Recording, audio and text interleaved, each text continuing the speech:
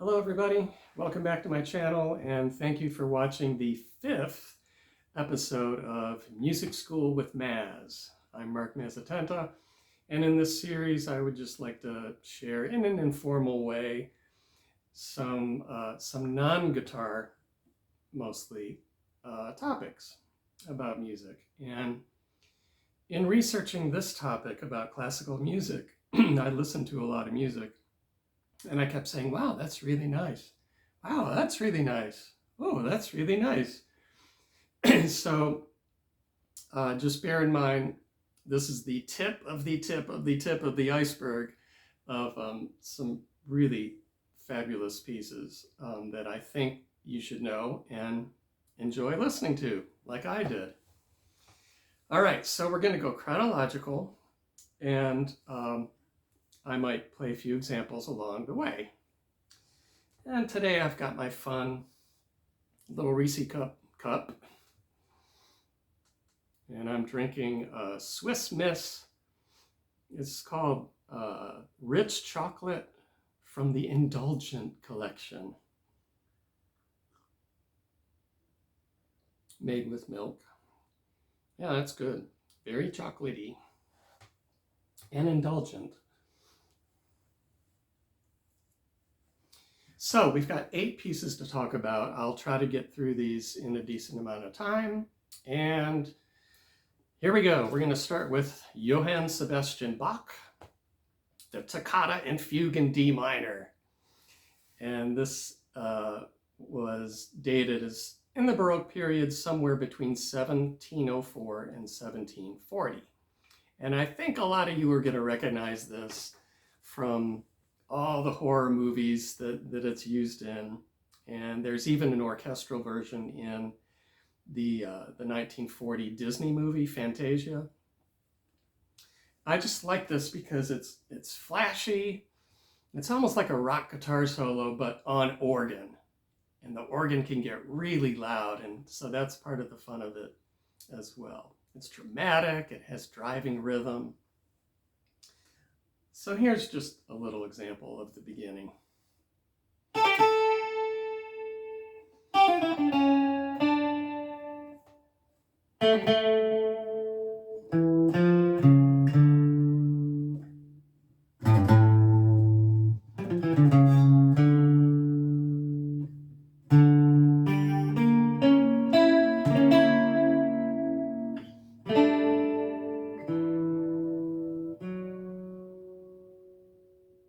And there's plenty more that comes after that. It's a really fun piece to listen to. Moving on, Beethoven. Okay, from the Piano Sonata number 8, often called the Pathétique. Again, there's some common themes here. Everything by Beethoven that I've listened to has drama and emotion to it. This is from 1798. He wrote 32 piano sonatas. I haven't listened to all 32, I've listened to some, but they're all just fantastic. All right, so he brought us from the classical period into the Romantic period and expanded upon musical elements from that time period. The second movement, I think, might be familiar. It's so beautiful, I used it as the processional in my wedding. And here it is. Here's the second movement.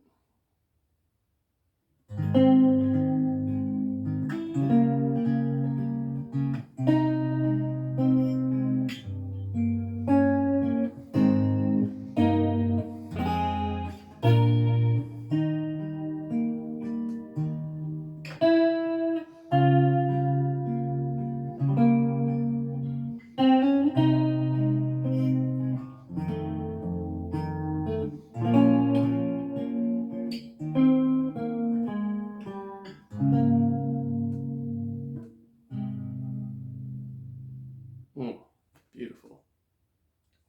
Number 3, Romeo and Juliet from Tchaikovsky. The final revision of this piece was in 1880. And the love theme is super, super famous. You've all heard it, whether it's been in TV commercials or TV shows or movies. It's very recognizable. And in the piece, there's a number of build-ups to this theme, which is really fun. So here it is. Here's the love theme.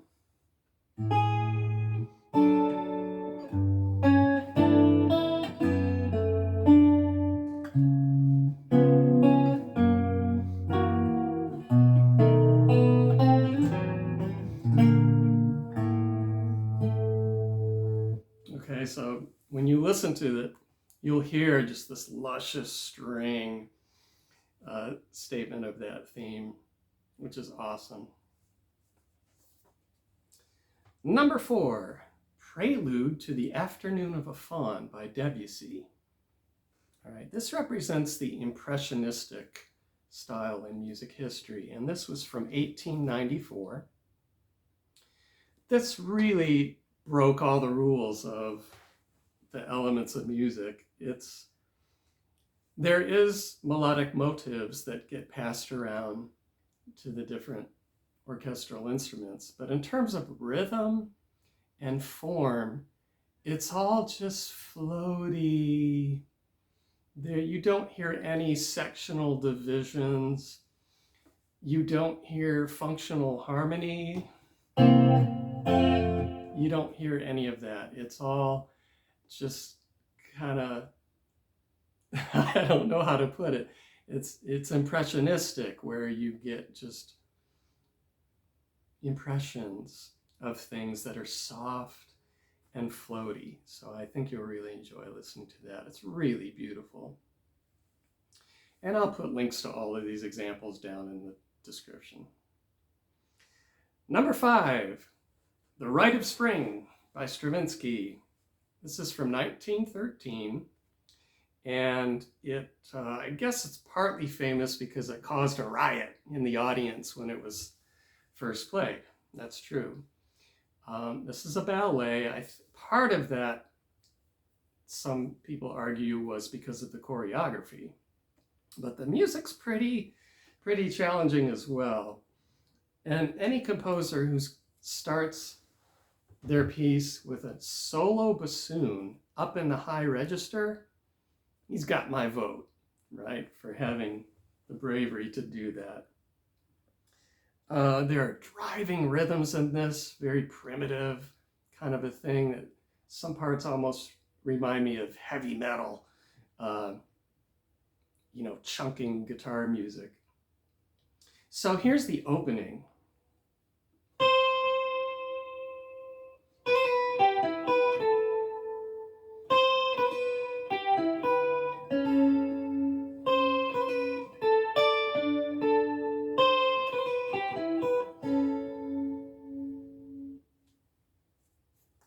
Okay, and then shortly after that is where you get these awesome, heavy, primal rhythms and polychords.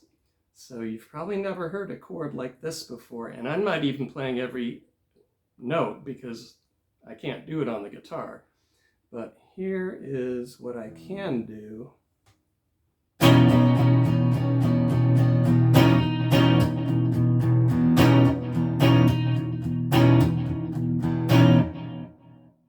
I love that, just thick, pulsating rhythm like that. So it's really, really exciting to listen to.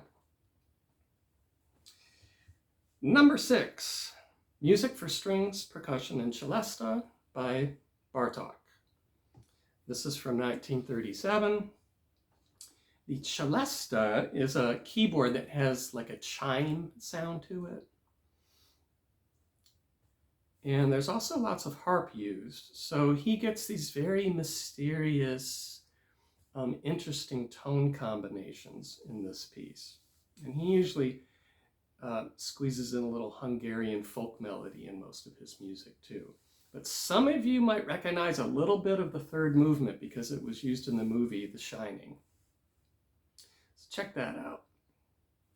Number 7, Concerto de Aranjuez by Joaquin Rodrigo. Okay, as a guitar player, here's my bias coming out. Had to pick a guitar piece, and this is a guitar concerto. So it's classical guitar soloist backed up by orchestra. And it's from 1939, and it's Rodrigo's best known work. He wrote a lot of other guitar music too that's awesome. But most people will recognize the melody from the second movement, the adagio, the slow movement.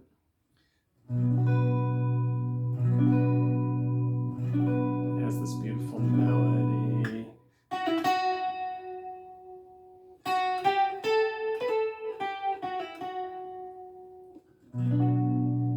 Okay, so hopefully some of you've probably heard that in movies as well. It's really beautiful.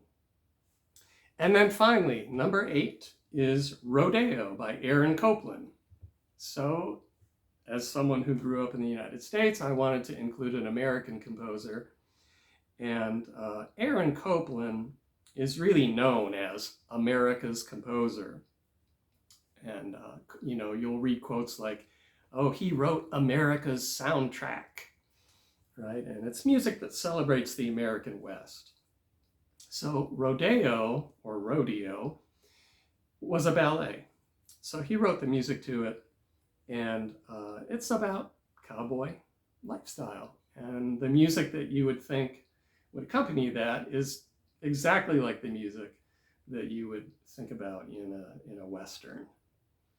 All right, so, and if you know the song Hoedown, that comes from this ballet.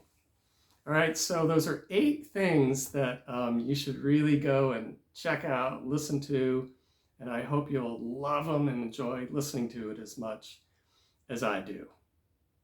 All right, thanks for watching. Please like and subscribe, and I'll see you at the next video.